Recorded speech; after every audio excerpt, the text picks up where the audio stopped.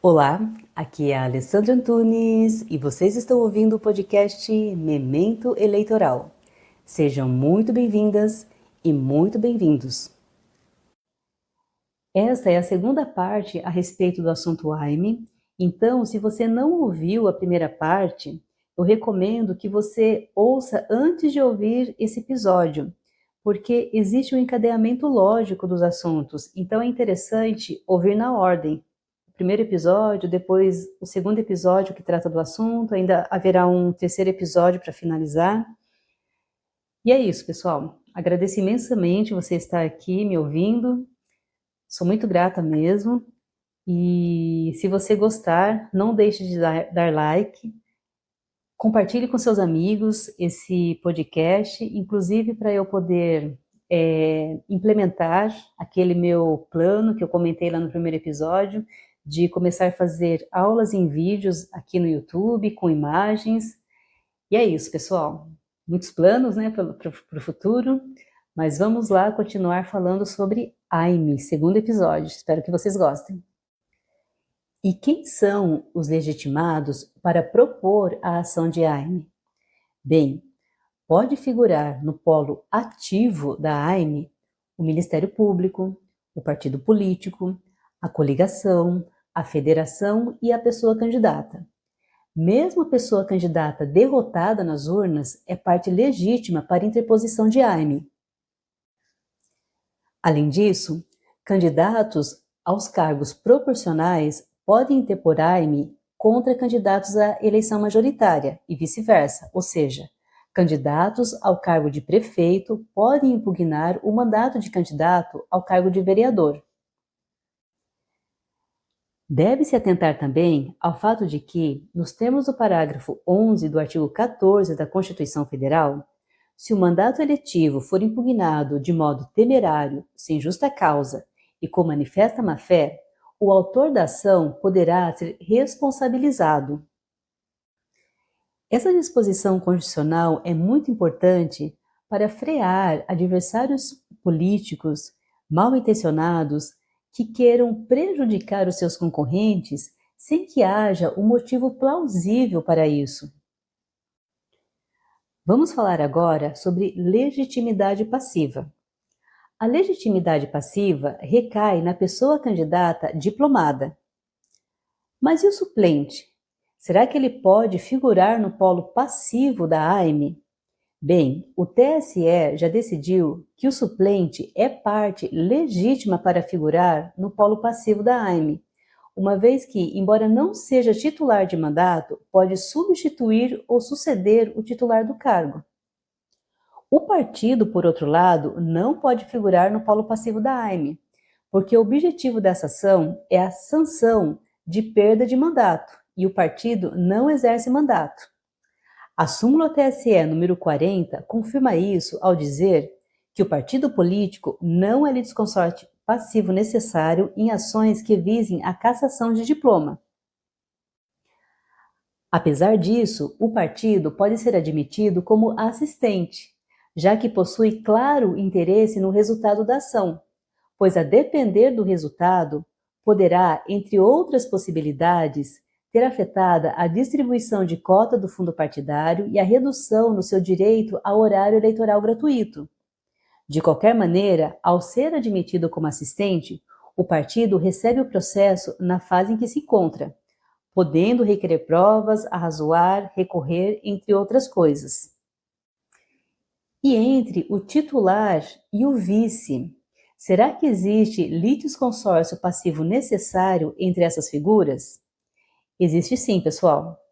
Conforme prevê a súmula TSE número 38, nas ações que visem a cassação de registro, diploma ou mandato, há litisconsórcio passivo necessário entre o titular e o respectivo vice da chapa majoritária. Diante disso, é obrigatória a formação de litisconsórcio entre titular e vice e entre senador e suplente. E quanto à capacidade postulatória, será que é obrigatória a presença de profissional da advocacia no processo de AIME? Sim, é necessária a representação por advogado por ambas as partes, no polo passivo e no polo ativo. E se não houver advogado nos autos? Nesse caso, irá incidir a regra do artigo 76 do Código de Processo Civil, que determina que o juiz suspenderá o processo e concederá prazo razoável para que seja sanada a irregularidade de representação processual. E se acontecer de a procuração do advogado não ser juntada? Nesse caso, irá incidir o parágrafo 1º do artigo 76 do Código de Processo Civil. Assim, se a juntada de procuração couber ao autor da ação, o processo será extinto. Se a juntada couber ao impugnado, esse será considerado revel. E se a juntada couber a terceiro, como por exemplo o partido admitido como assistente, será considerado revel ou excluído do processo, dependendo do polo em que se encontre. Aqui é importante lembrar a regra do artigo 104 do Código de Processo Civil, que determina que o advogado não será admitido a postular em juízo sem a procuração, salvo para evitar a preclusão, a decadência ou a prescrição, ou para praticar ato considerado urgente. Vamos falar agora sobre prazo. A AIME deve ser interposta no prazo de 15 dias a contar da diplomação. Esse é um prazo decadencial, portanto, de natureza material.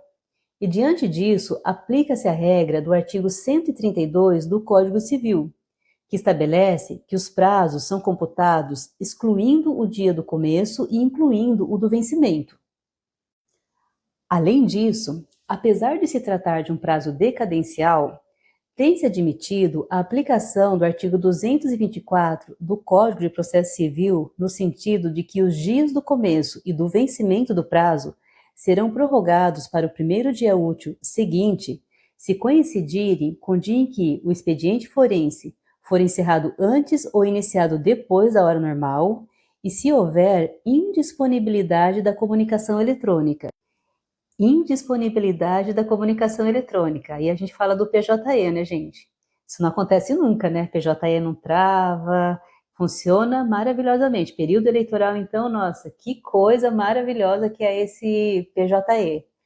Contém ironia em tudo isso que eu tô falando, é claro, né? Tem até um meme que descreve o PJE como pesadelo judicial eleitoral. Mas são ossos do ofício, né, gente? E vamos parar de reclamar e continuar falando de AIME aqui, né, gente?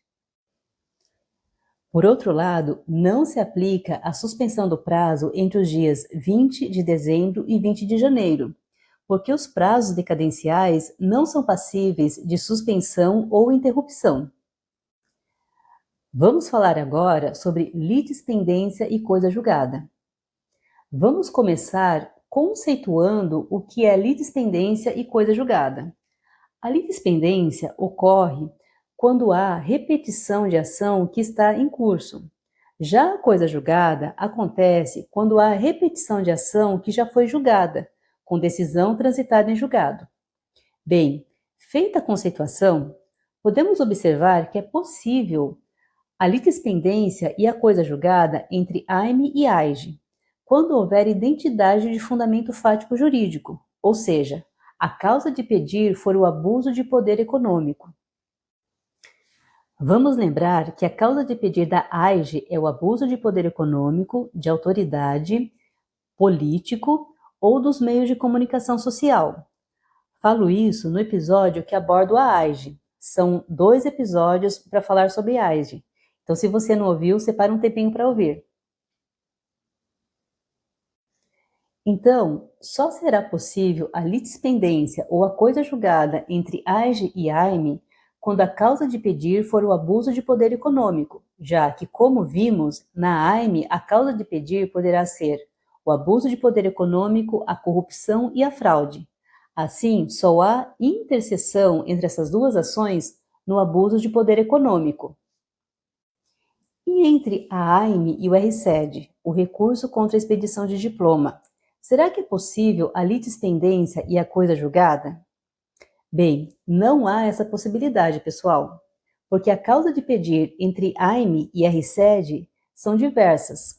Lá no RSED, a causa de pedir são os casos de inelegibilidade superveniente, de inelegibilidade constitucional e a falta de condição de elegibilidade.